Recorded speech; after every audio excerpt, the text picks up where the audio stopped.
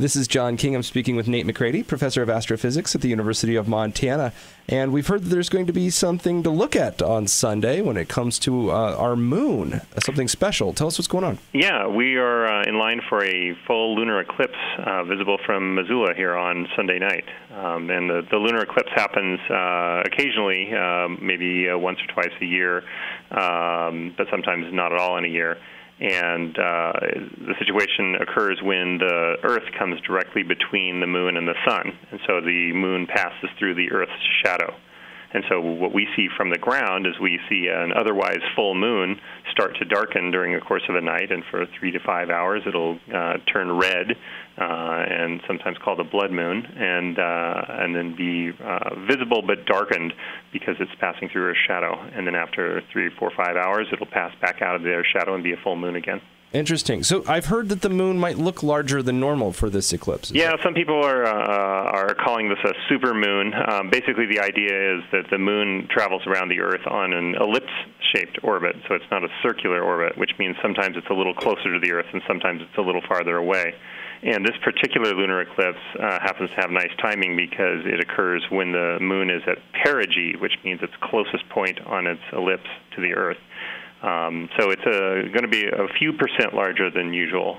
So it'll be 5, 6, 7% larger across in its diameter than usual. So it'll look a little bigger than normal. So it'll be hard to miss. I guess my question for you is, whenever there's an eclipse, right, some parts of the Earth just don't get to see it. So are we going to be able to see it from Missoula? We will, almost the whole thing. So moonrise on Sunday here in Missoula, it's a full moon, so the moon will come up a little bit after sunset. It'll come up right about 7:15 p.m.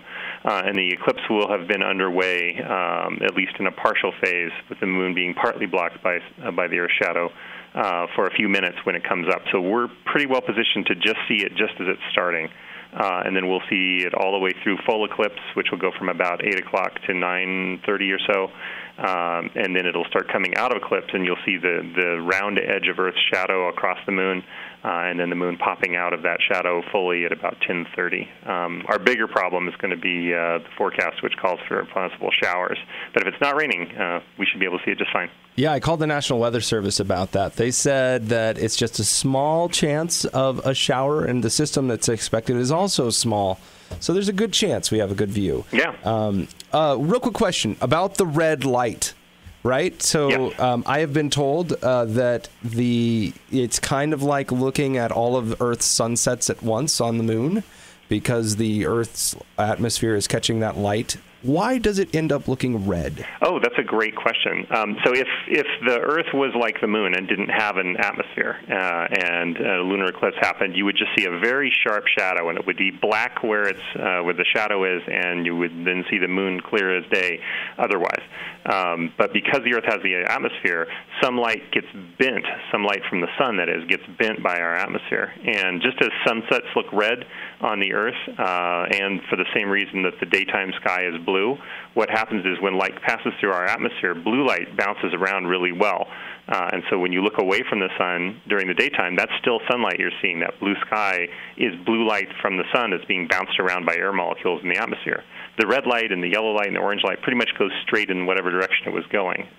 So when you look through the atmosphere, kind of at sunset when the sun's setting, you can still see red light from the sun that's gone straight through, but that blue light that would be coming from the sun has bounced around and made blue skies everywhere else on the planet. Okay, so at night, when you're looking at that lunar eclipse, what you're seeing is just the red light that's gone through. The blue light bounced out and became blue skies. Now, I hear about like the infrared spectrum of light, right? So is the red less bouncy than the blue because it's of a finer wavelength?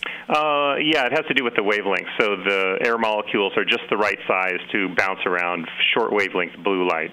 Regular red light that we see with our eyes, which is just regular type of visible light, just has a little longer wavelength than the blue light, and so it's not as affected by the smaller air molecules. And then infrared light, which you mentioned, which we can't see at all, is hardly affected at all by our atmosphere. Just zips right through. Just zips right through. All right, cool. Well, hey, thank you so much for the great explanation. Absolutely. Thanks, John. Hey, you have a great day, sir. You too. Bye-bye.